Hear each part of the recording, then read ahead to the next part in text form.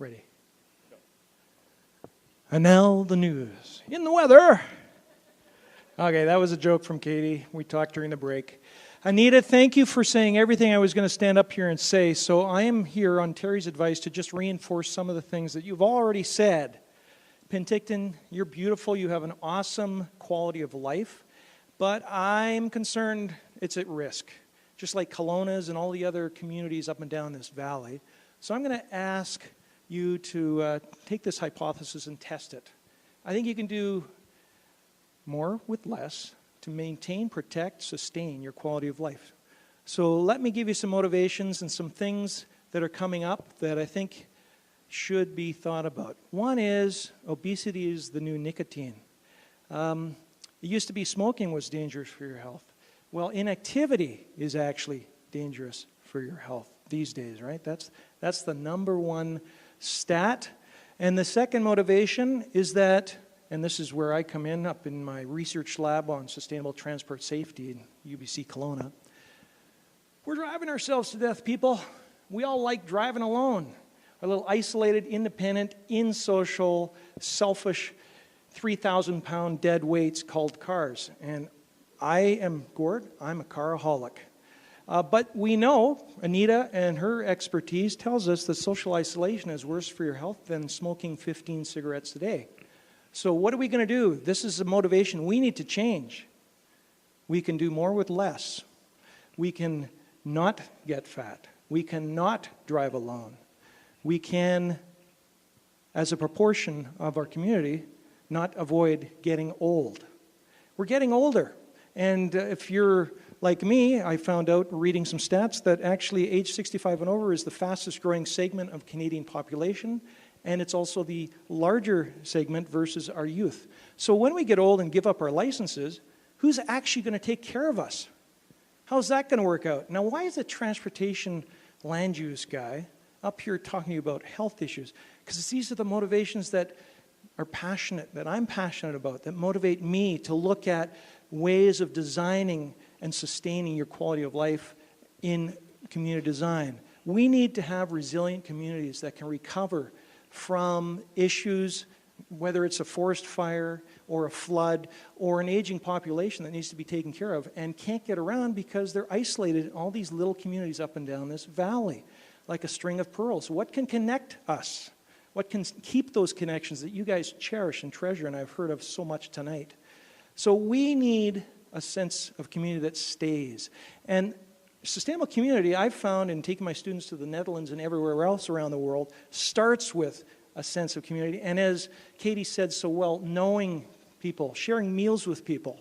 So I have just about authored, I've got actually students here in the audience with me, that are coming up with a design manual, and it's going to be made in, insert the name of your community, design manual, Smarter Growth Community. So here you see what I'm talking about. That looks kind of like, could be anywhere in the world.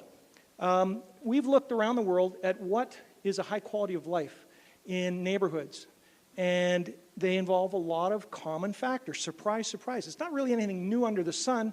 We're just identifying and focusing on them. So lots of words on these slides. Please try and read them while I blab away here. One is, wouldn't it be great if everybody was within a 1-minute walk of a corner park or a bench or somewhere to socialize or have a coffee with your neighbors? We can do this.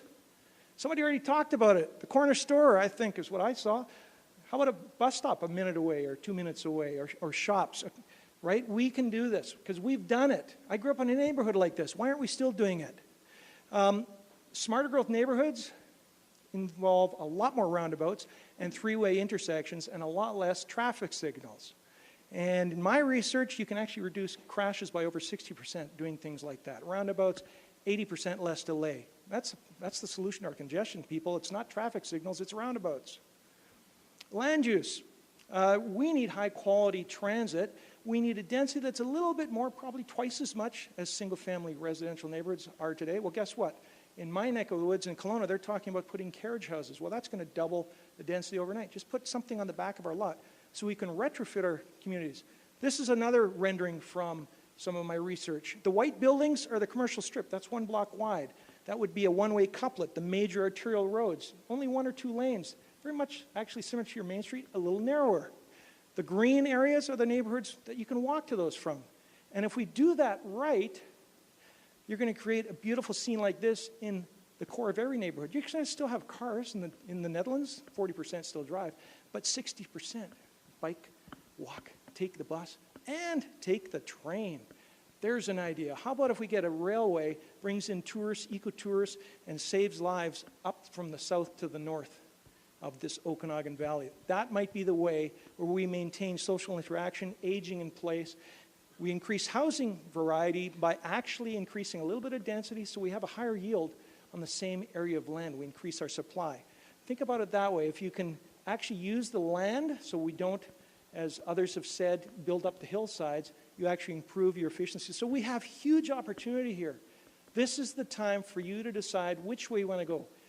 You want to increase density in place as opposed to sprawl and maintain local business prosperity, because then you can walk and cater to your local businesses. This I had to show for the engineers in the crowd. What the heck is this Lovegrove talking about? There's an AutoCAD Civil 3D drawing of some of the early research that we're looking at in terms of what's a smarter growth community. Obviously, I won't have time to point to it and say much about it, other than that is a very similar, simple rendering of a smart one form that you could do in any community. And it's been done across the world already. We're just combining it into a system. So thanks very much for your time. And now the sport.